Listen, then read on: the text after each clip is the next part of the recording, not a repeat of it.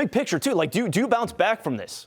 Is that impossible, Ted? Yeah. I mean, to lose a game in this fashion with a season where you're 7-7. Yeah, you know what? It's going to be tough. It's going to be tough. And I think, you were kind of all waiting maybe for the players to let go of the rope, and they haven't. And to their credit, I feel like the players, they want to win. I know the players are responsible for this loss, but they want to win so bad. And, it's still salvageable. There's still guys that want to be on this team, that they want to. But this season, I'm not sure it's salvageable. It feels like the season is over after this loss. Let me say this. I think they have the right kinds of guys in that locker room. I do too. Like, I think the guys are solid. They're hungry. They're competitive. Hungry, they're smart. Maybe even smart enough to realize what was going on here. And I think we saw it in the summer, too. Like, there were certain guys that recognized it, right? And some of them were vocal about it. Like, Kendrick Bourne was vocal about it. I think Mac Jones showed his frustration in certain ways.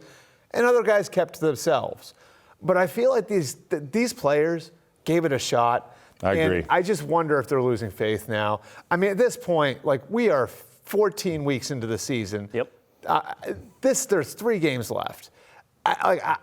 You are what you are at this point. You're not changing who you are like a week away from Christmas. And so, like, I don't know. Like, I don't think it's like the makeup of the locker room. I think there are good people in that locker room.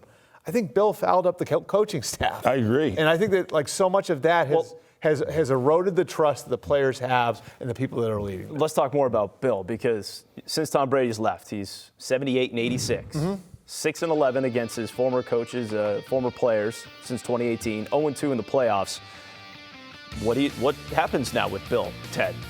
Wow, look, I've always said, when Tom left, the ecosystem totally changed. Bill Belichick can only be the coach he ever wants to be when Tom Brady was here for a myriad of different reasons, because Tom took less money, because Tom could get coached hard, because he was the best player. Enabled everything. He's a great enabler. Phenomenal, right? And that's gone, and so the ecosystem is all out of whack. You know what? That's the ultimate question now, Tom. I think style points matter. How this season ends matters. How this game finished and how it looked mattered as far as people's impression of Bill. I think people look at the Patriots so differently now than they ever have in the last 23 years. And my guess is the owner does too. And he's going to be questioning. There's a lot of things that this owner is not going to be happy about at the end of the season. And my guess is, Bert, there's going to be some hard conversations. I have 2 thoughts here. Like, the first thought is, like, and I've said this for about a week now, I don't think that they've done as good a job developing people. And I think that's like the root of the problem here. And I'm not saying they're not good people in the building. I'm just saying, like, just developing talent in the building.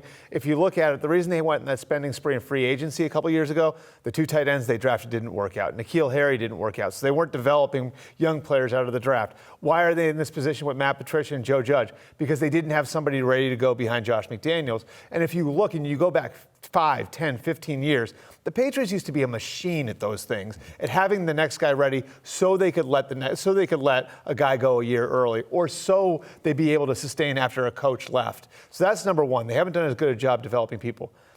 Number 2, I don't think that the Krafts are going to fire Bill this year. But what happens if there's an ultimatum? What happens if Robert Kraft decides you need to change X, Y, and Z? All I know, I was in Dallas after Parcells left, and I remember talking to people about how that happened. And it wasn't because Parcells hated Jerry or Stephen Jones. It was because I came here on my terms. I wanted to do the job on my terms. And once I couldn't do the job on my terms, it was time for me to leave.